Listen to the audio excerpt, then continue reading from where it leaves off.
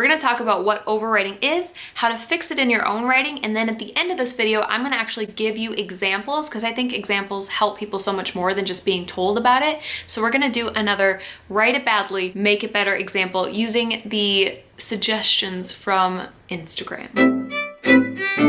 Overwriting is essentially when you write too much of your story and you share things with the reader that they honestly don't need to know, that doesn't move the plot forward. Like, for example, a character that wakes up, brushes their teeth, gets ready for work, and so on and so on and so on and so on. And it's not relevant to the plot at all, it's just their day, then that's overwriting. Don't feel bad if you've done this because we have all done this. This is part of writing the first draft. You either write too much or you don't write enough and you fix it later. You will go one of these two directions, or in some cases, if you're like me, you might do both. You just kind of waffle back and forth between them. I have noticed that overwriting is more common if you are taking things slow. If you are deliberating over your words and you're considering this, considering that, you do a lot of world building, you will tend to put that all in the story, which makes sense, right? And then I've noticed underwriters, the people who don't write quite enough of the story and have to fill it in later,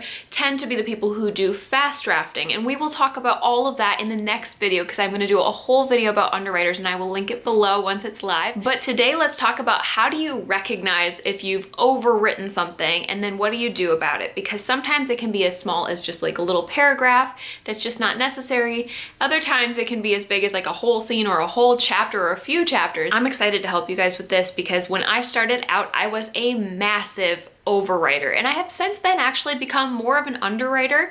And like I said, there's nothing wrong with either of these things. I think the biggest question that I get most often is, how do I stop doing this? And the truth is that a first draft isn't perfect, so you're gonna go one way or the other. Or like I said, if you're like me, you might do both in the same first draft, but that's okay because that's where editing comes in, and that's what we are doing here today. We're gonna learn how to edit out overwriting. Overwriting can be like very detailed or it can be very big picture. So if you saw my last video where I talked about words to cut or words to delete, whatever you want to call it, then those are technically overwritten words that you can, trim down. But today we're going to talk about way more big picture stuff. Like, what if you have a whole scene or a bigger chunk of writing that doesn't need to be there and is slowing the story down? How do you know? It's obviously very subjective. So I am not going to sit here and tell you which of your scenes in your specific novel should go because ultimately it's up to you. But the rule of thumb that I go by, or I try to go by, is to ask yourself, if I deleted this, whether it's a scene or a paragraph, whatever, if I deleted this,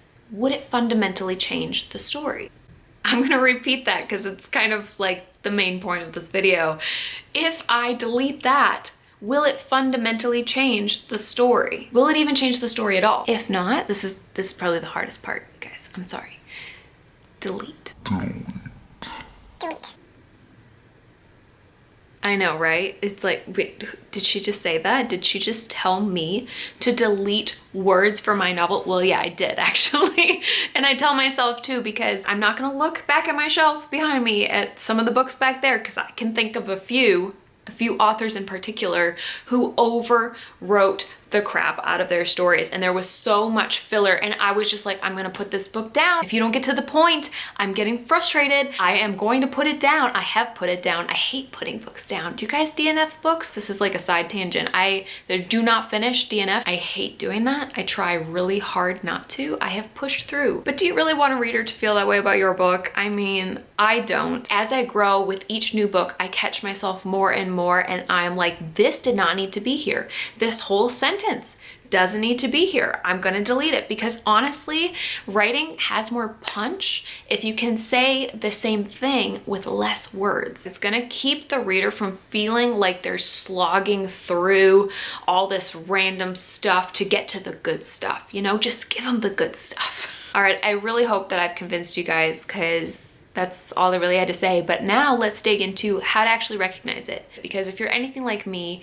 I would always hear tips and then I'd be like, but I don't see it in my own work. I don't see it. Where is it? So I've written down 3 big examples, but I am noticing as I read through these even right now in the moment that the majority of them are just when there's too much of something. So you know how a good story is made up of a bunch of parts. You've got your, dialogue, your scene setting, your narration, I guess. What else? feel like I'm forgetting things. But you get the point. You know what I mean, right? Like if you have a story that's just dialogue, it feels very off balance to you. You're kind of like, I can't see where they are. It's like a white room syndrome, I think is what it's called, where you can't see anything. You can't picture them. They're like talking heads because it's just dialogue. Or if you have just scene setting, there's no emotion involved and you're not into it. You're not connecting with it at all. You're like, that's nice. It's pretty. So what? Or if you have narration, kind of the same feel where you're like, I'm just being told this story. I want to actually experience it and feel it. You know what I mean? So follow with me here because I'm kind of thinking out loud. If good writing is when you're balancing those different story elements, then it makes sense that overwriting would be when you do too much of a certain element. So let's start with too much scene setting. I actually have to force myself to put more scene setting into my own novels just because I know that readers like it and it's good to like be able to picture where we are when the things are happening, right? But do we really need to know that the hills are rolling, that there's white flowers, you know, there's this one cloud right there? Oh, I think I hear a bird.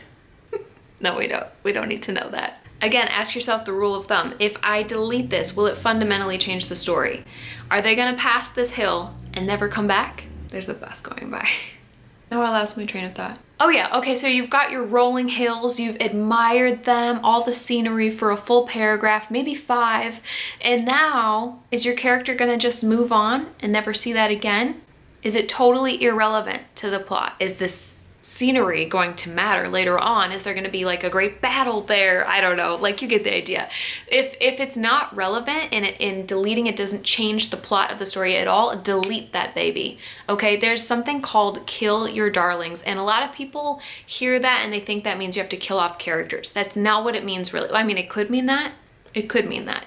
But a lot of times kill your darlings means delete those sections of writing, paragraphs of writing about the rolling hills that you love so much. It's your darling. You spent time crafting that, making it beautiful.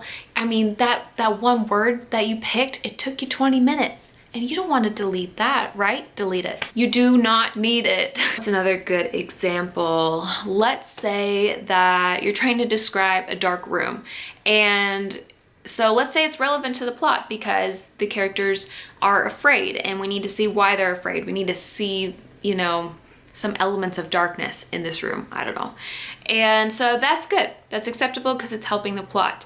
On the flip side, don't show the room during the daylight because that's not relevant to the scene. Another place that you might overwrite your story is in the narrative. And oh my gosh, this is my weakness. Like you guys, we're all gonna have different weaknesses and strengths, so you can figure out which one of these applies to you, but this applies to me so much. I have a horrible habit of doing this, and it is so easy to just narrate too much and try to like tell the reader too much. Like let them infer it for themselves and figure it out for themselves. You know, like one of my biggest examples is I tend to show an action and then clarify it with the narrative stuff.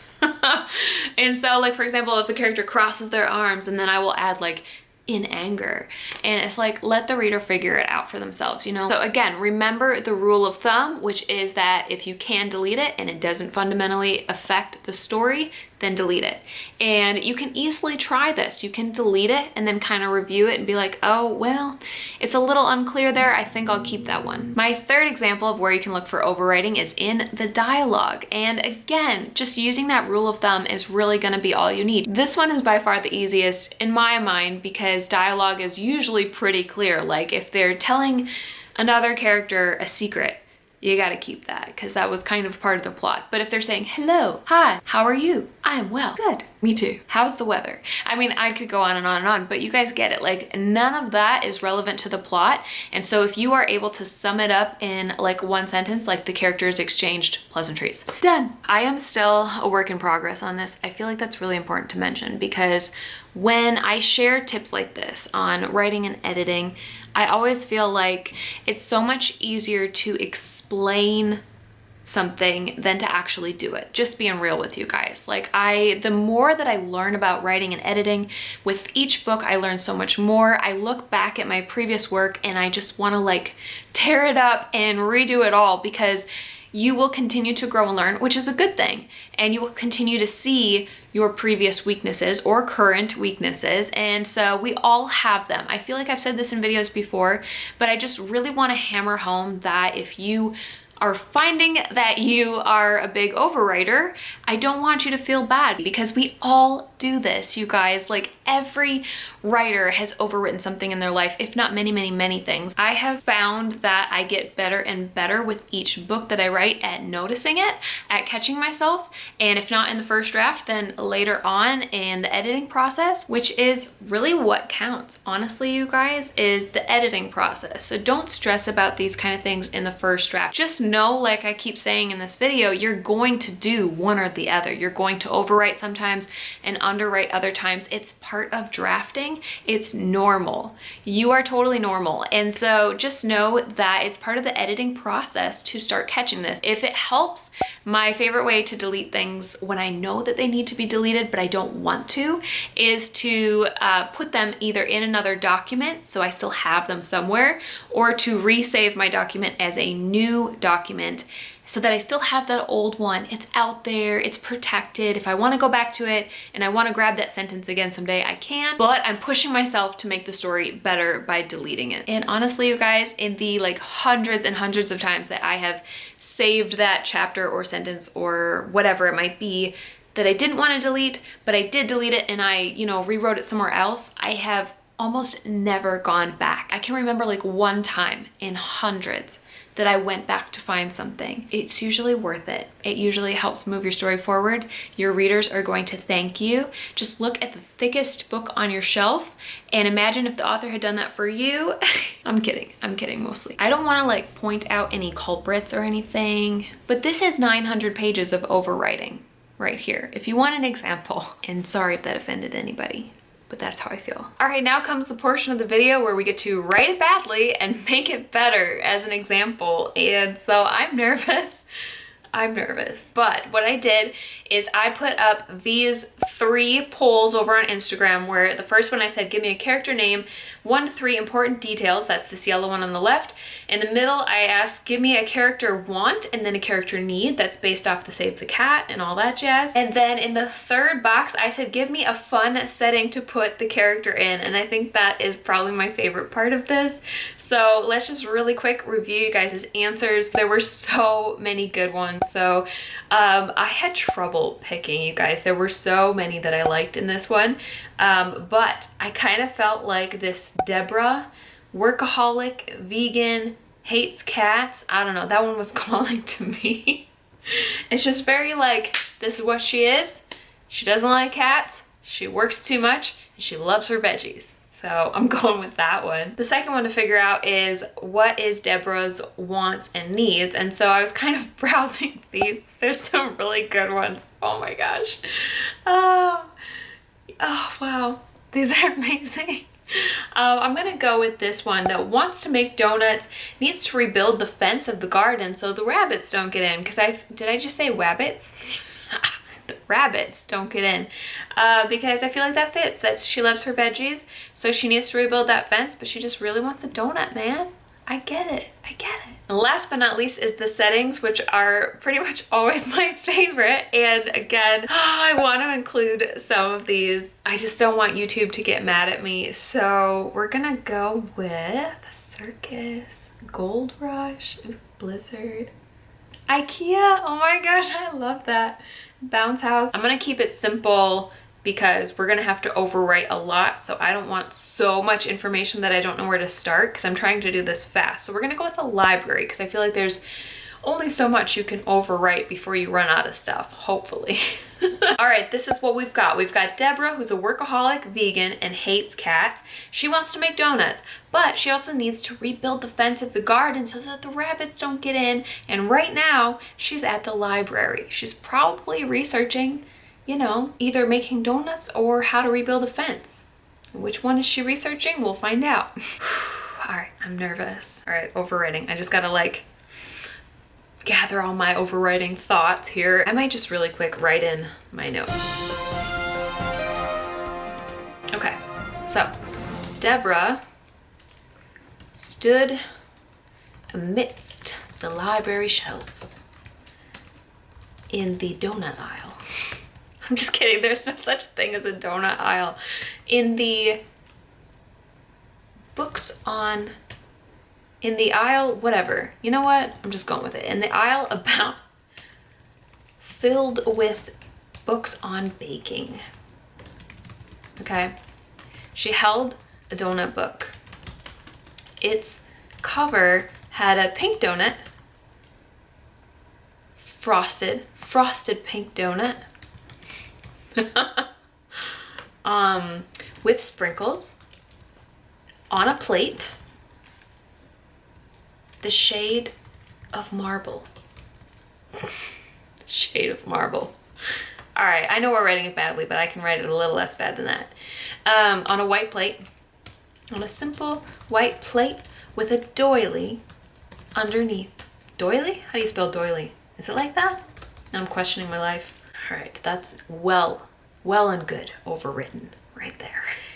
One aisle over was, why can I not describe library aisles? A whole shelf, no, let's say a whole 5 shelves on vegetables with at least 10 books. I'm being very specific. That's one of the underwriting rules, is over specificity. With at least 10 books about garden fences. Oh, she's a workaholic though. This is going against everything that she is. Well, first plot hole. Let's see. Deborah, what do you want in life? Overwriting is definitely harder. I feel like I have gotten a really good habit of underwriting, which you'll see in my next video in this series when I show you how I underwrite. I've gotten really comfortable doing that and then filling it out later, because it gives me like almost like a puzzle, like a outline or whatever that I just plug things into. But this is like trying to do everything at once, and my brain's like, what do we do first? Let me know in the comments if you feel that way or if you feel like underwriting is harder. Let's give you a true example of overwriting and describe something that has nothing to do with any of our stuff here. In the back, the librarian stood next to the words today, the thing that goes around the belt as returned books came in. She picked them up and placed them on a cart. She would shelve them later. I feel like that's spelled wrong. Let the sound fill her ears. I don't know. As this is so bad. As she wandered over to the garden fencing books, she needed to rebuild her own so she could continue to get enough veggies. Seriously, this is terrible. This is the worst.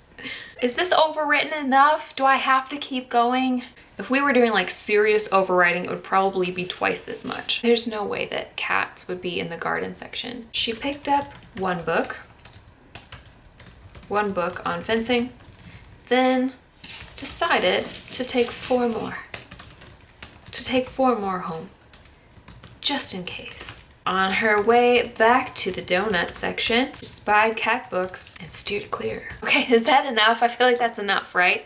Okay, this is truly terrible. Okay, this is our bad example. I'm gonna copy that and then paste here, and this will be our better, not great, but better, hopefully.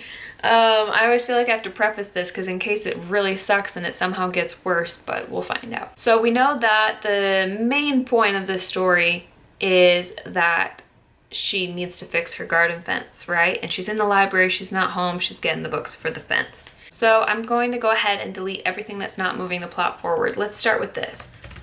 Much simpler. She stood amidst the library shelves holding a donut book. There is no need to show what its cover looked like. The whole time I was writing this, I was like, this is gonna go. One aisle over, there were 5 shelves on vegetables with at least 10 books about garden fences. Just gonna change this to one aisle over, there were books about garden fences. Done deal. That's enough for me. In the back, the librarian stood next to the moving belt. As returned books came in, she picked them up and placed them on a cart. She would shelve them later. All of that is going to go because it's not moving the plot forward. It's not even related. Like, why do we care? We don't need to know about the librarian. The most that we might want is how it says, Deborah let the sound fill her ears as she wandered over to the garden fencing book. So we can easily take those 3 sentences that I just deleted and put something very simple here. Soft murmur of the librarians filled the air as Deborah wandered over to the garden fencing books. Well, we just said there were books about garden fences, so we'll just say to these books. Like, that's all we really need to know. We just talked about it, we don't need to repeat. So already it's getting shorter. That was like a Ross move if you watch Friends. Anyway, she needed to rebuild her own, this is not very clear, her own fence so she could continue to get enough veggies. I'm just gonna say to protect her veggies. Now, no book says veggies. Whatever, we're just moving on. This is terrible still, but it's better. It's getting better. She picked up 1 book on fencing, then decided to take 4 more home. So I'm gonna do little overwriting edits. She picked up 1 book, then decided to take 4 home, just in case. On her way back to the donut section, she spied cat books and steered clear. And as much as that's true of her character, it is so irrelevant that it needs to go as well. It is not moving the plot forward. And so that was my little darling that I had to kill. Not really, but you know, whatever. So let's look at our better example, shall we? Deborah stood amidst the library shelves holding a donut book. 1 aisle over there were books about garden fences. The soft murmur of the librarians filled the air as Deborah wandered over to these books. She needed to rebuild her own fence to protect her veggies.